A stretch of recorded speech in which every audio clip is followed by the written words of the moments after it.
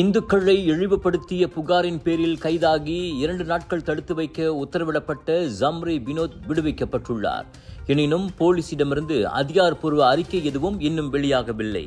இந்நிலையில் விசாரணைக்காக தடுத்து வைக்க நீதிமன்றம் ஆணை பிறப்பித்த 24 மணி நேரங்களில் அவர் விடுவிக்கப்பட்டிருப்பது வியப்பை ஏற்படுத்தியிருப்பதாகவும், அவர் கைதான நாளிலிருந்து கணக்கிட்டால் அந்த 2 நாட்கள் நிறைவடைந்து விட்டதாக தன்னிடம் தெரிவிக்கப்பட்டதாகவும் அருண் துரைசாமி கூறியுள்ளார்.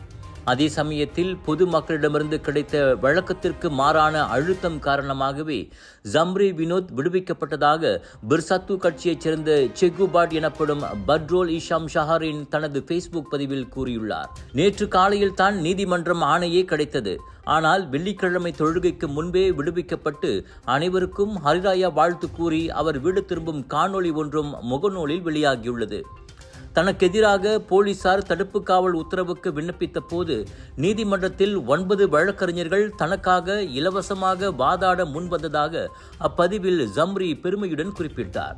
கைதான போது அவரின் கைபேசி பறிமுதல் செய்யப்பட்டிருந்தது இங்கு குறிப்பிடத்தக்கது. முன்னதாக மஸ்ஜித் இந்தியா தேவி ஸ்ரீ பத்ரகாளியம்மன் ஆலய விவகாரத்தில் மூக்கை நுழைத்த ஜம்ரி வினோத் தனது ஃபேஸ்புக் பதிவில் இந்துக்களை கொச்சைப்படுத்தியிருந்ததாக புகார் எழுந்தது. ஊரார் நிலத்தில் சட்டவிரோதமாக கோயில் கட்டுவதும் பிறகு நில உரிமையாளரிடமே பிரச்சனை செய்வதும் இங்குள்ள இந்துக்களுக்கு வாடிக்கையாகிவிட்டதாக அவர் குறிப்பிட்டிருந்தார்.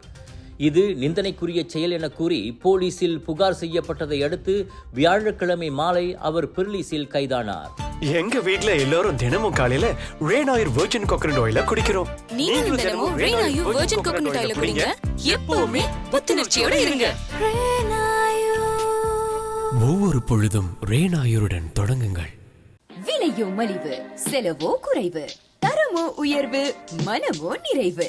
மக்களின் தேர்வு என்ரிகோஸ் முழு ஆடை சத்துள்ள பால்மாவு.